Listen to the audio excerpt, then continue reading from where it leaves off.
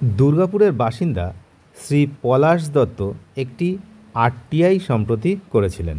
এর জবাবে পশ্চিমবঙ্গ সরকারের যে অর্থ দপ্তর রয়েছে, অর্থ দপ্তর থেকে ডিএ প্রাপক কর্মচারীদের সংখ্যার একটি হিসাব প্রকাশ করেছে, যা ডিএ মামলার ভবিষ্যৎ নিয়ে নতুন করে জল্পনা কিন্তু উস্কে দিচ্ছে।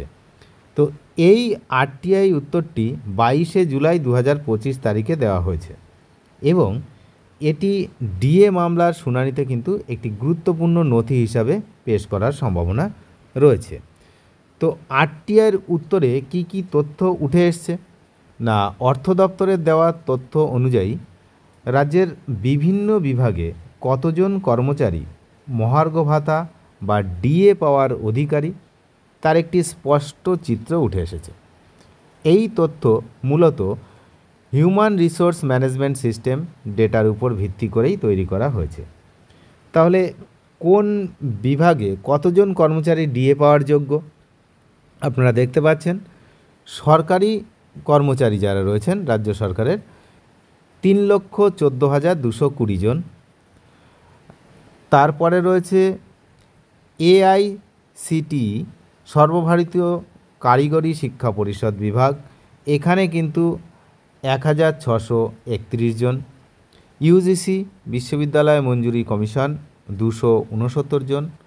আর ওএজএসএস পে এক্সেলের কর্মচারী 1,888 জন। আর গ্র্যান্ট ইন এইড এর অধীনে যারা রয়েছেন তারা হচ্ছে 20,123 জন।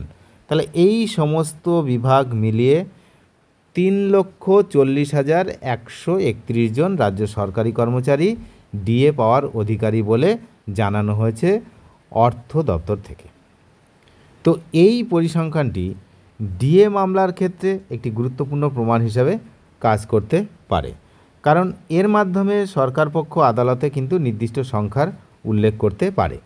এরপর এটা নিয়ে কি হবে সে বিষয়ে আমরা পরে আসছি, কারণ মাত্র এই 3,40,000 ডিএ প্রাপক এটা তো কেউ মানবে না।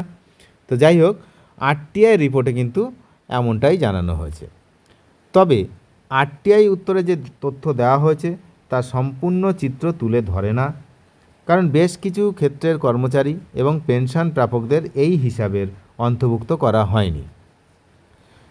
আরটিআইয়ের উত্তরে স্পষ্টভাবে উল্লেখ করা হয়েছে যে এই কিছু কিছু ব্যক্তি যারা হচ্ছে এই হিসাবের বাইরে রয়েছেন, যেমন হচ্ছে রাজ্য সরকারের পেনশনভোগী এবং পারিবারিক পেনশনভোগীরা, সরকারি সাহায্যপ্রাপ্ত স্কুলের কর্মচারী এবং অন্যান্য কিছু প্রতিষ্ঠানের কর্মীরা যারা আইএফএমএসের বা এইচআরএমএস মডিউলের আওতায় পড়েন না। সরকারি সাহায্যপ্রাপ্ত স্কুলের শিক্ষকদের তথ্য এই পরিসংখ্যানে অন্তর্ভুক্ত নয়। তাহলে কারা কারা অন্তর্ভুক্ত রয়েছে এবং কারা কারা অন্তর্ভুক্ত নয় সেই হিসাবটা কিন্তু আমরা দেখালাম।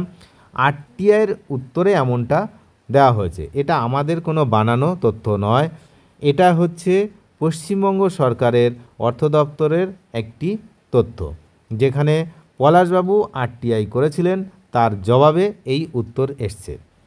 এখন এই যে বিষয়টা, এটা কিন্তু ডিএ মামলার যে জটিলতা আরও বাড়িয়ে তুলতে পারে, কারণ কি ডিএ প্রাপকের সংখ্যা আরও অনেক বেশি হওয়ার সম্ভাবনা রয়েছে।